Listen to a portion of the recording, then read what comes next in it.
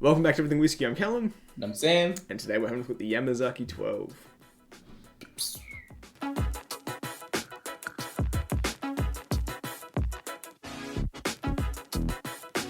So today we are doing the Yamazaki 12, like Kelly just said. Kind of hard to see. Can't even, that camera is I shocking. know, I've tried it every episode and it's just Yeah. not working, especially in this room. It's normally good at my desk, but for some reason In the it's room. just not working. Yeah.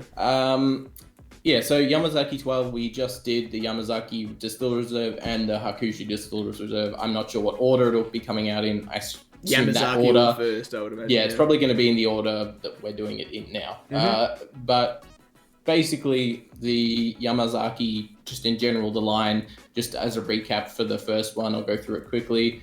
It is done by Suntory, first Japanese whiskey company. Yeah. And Yamazaki is the name of a distillery that is released products for them. And the Yamazaki distillery was Japan's first ever legit distillery. Yeah. Now the barreling as it goes, already kind of forgot. It was sherry, ex-bourbon, maybe not ex-bourbon. It was Mizunara, Mizunara, the Mizunara Bordeaux. sherry, and the Bordeaux. Bordeaux? Yeah. It was a French red wine barrel. So as we said in the other one, like the barrelings that they're using is just like, it's very, I don't know about unique, but it's a combination. Oh no, it is unique. Sherry's not unique, but like the combination of all three of them, it's kind of a little bit more. It's not what you see. So it is quite interesting. Interesting. You can tell it's our third review of the night.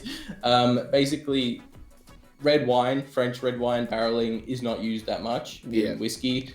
Sherry is, but it's still quite a unique, distinct taste. And the Mizunara barrelings, just the wood itself is hard to come by and it's quite expensive. So I do believe it's a very dense wood though. So when it comes to the flavors it imparts on whiskey, I think you need to leave it for a while. So hopefully the 12, compared to the non-age statement, will bring out more of that. I say 43% ABV. Yep. Do we want to mention the price first? Yeah, I was about to say that if we're looking at the price difference, basically, when we got the Yamazaki Distilled Reserve, it was about $125. Then now it's about $160, sometimes $170 even. The 12-year was around $150. $250. $250, $280 more often. And now what's it looking like? $400? $450. $450. It's like going up a $470. ton. And the non-age statement stuff didn't make sense for it to go up too much. Makes sense for it to go up, but not like an insane They went up, amount. $50-ish? Yeah. It depends where you go, but around that much. But the age statements for just any Japanese whiskey, the age statement releases have gone up a ton because it's like they've got far less of it to release that they can release. It takes much longer to release it because it has to be 12 years old. You know, like they don't know that they didn't realize 12 years before Japanese whiskey got popular that it was going to be popular. So the comeback time is insane. It's very floral, very sweet. It is similar to obviously similar to the distillers. But I was about to say it is quite similar. The flavors are just deeper and richer. If I was blind with tasting more this, brown I think sugar. it would be a lot more difficult I don't to tell the difference. I think we could tell, but I don't think it would be like extra mental in the difference. And for me, it is very much akin to the Yamazaki Distillers Reserve, but just deeper. Deeper, richer, more brown sugar rather than vanilla for me. I'm still getting vanilla, but it's just it tastes like it smells at least like it's a higher ABV in regards to like when you go up in ABV, you normally go up in like the density and the kind of like the level of flavor, but without it being more hot in like ethanol kind of like kick. It still smells like the same soft but level of softness, but it's the flavors are just turned up a little bit. 10%, I reckon. So you got like... Is that grain sticking out more, or is that just me? It's like ever so slightly. More like maltiness? Yeah. Yeah, it's giving me more cereal vibes. Vibes. Smells. It's giving me more cereal notes. I know I said vibes.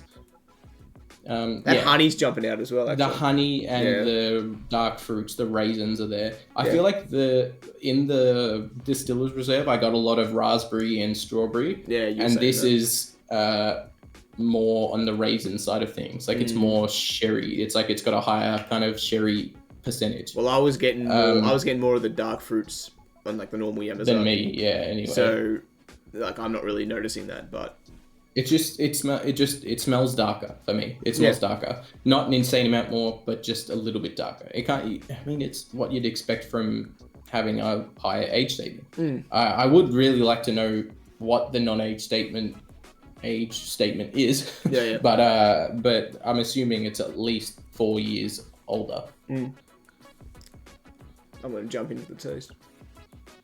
Nice floral notes, but I do agree the kind of the cereal honey notes jump out a lot more. Oh, Oh, it is so good. So dark and smooth. And cohesive. Like all those interesting, It's- interesting notes are so well like yeah. put together. It's just so good. I reckon like the other one we said, like the good thing about it is it's got a ton of layers, but they're all extremely cohesive and balanced. This is the same thing, but they're just turned up a bit more. But it's still just as cohesive because we gave like praise to the other one because it can be enjoyed by newcomers because it's friendly, but really appreciated by whiskey nerds because it's got a lot going for it in regards to like layers of flavor. Yeah. And this is the exact same, just a little bit more, 10% more. This is, for me, on the palate, it's got a different type of sweetness. Like the Distillers Reserve was more vanilla. For me, this is more brown sugar. And that honey as well is adding like another type of sweetness to it. It is more honey. It's more honey and malt. I 100% agree with that. And that sweetness from the fruit as well. It's like it's all contributing to like a sweet like blend essentially. Yeah. But the it's not overwhelming at all, the sweetness. Like it's just well executed. I don't know. It's hard to say a ton more than we already did with the regular one. It's just the exact same, just turned up a little bit. I'll link it the Yamazaki Distillers above, by the way. What would you go for if you could find them easily and they were in your price range? I know this one's obviously going to be more expensive, but which would you reach for if you could find them and between the 12 and 12? Yeah. Well, the problem, that's the thing. It's like the price difference is like a big part of that. Yeah, but do you If find there was there's no a- difference, then I would just pick the 12. But the difference in price is a lot, and I don't think it's enough to swing me to pay an extra $200. What about you? Would you pay for it, the extra, or would you not? Back in the day, I probably would pay for the extra. I've fallen in love with this, to be honest. Yeah. But these days, because it's almost triple the price now, it's like no. Like you said, I think it makes it worse. It's essentially the same, but that Just extra more. 10% is incredible. Oh, it is. It seems I like a just don't small have enough margin, money but where it it's is so nice. But Yeah. Yeah. No, I totally agree. It's just I don't have enough expendable cash to do that. I It's mean, just I don't, not- I don't, Yeah. don't have to triple the price, but yeah. Yeah, and I think what you said about like you wouldn't do it now versus you would do it before. I think it makes it so much worse when a whiskey price goes up exponentially because it's like that you don't have to pay this. Like Yeah. you've already not paid this amount, Yeah. and paying like double or triple the amount you already paid for that same bottle of whiskey before. It's just like it makes it so much worse and so Yeah. much harder to qualify before you actually Yeah. spend that money. But yeah, let us know what you think of Yamazaki as a range, and what if you've tasted the 18 or higher versus these ones. Let us know, and same with the Hakushu, because we're yet to try the age statement Hakushu. That'll probably be soon, but we'll see how the prices go.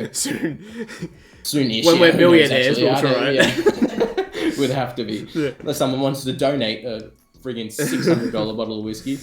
Although, I know I'm rambling now, but like I just want to mention like the differences in pricing in Japan.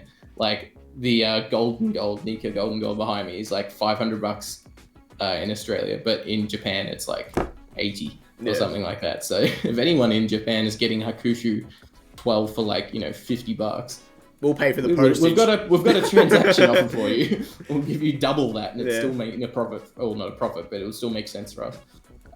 Anyway, we'll finish this one off. Thank you very much for watching this episode of Everything Whiskey. If you enjoyed it, leave us a like. If you want to see future episodes from us, maybe consider hitting that subscribe button. If you do, see you next one. Cheers.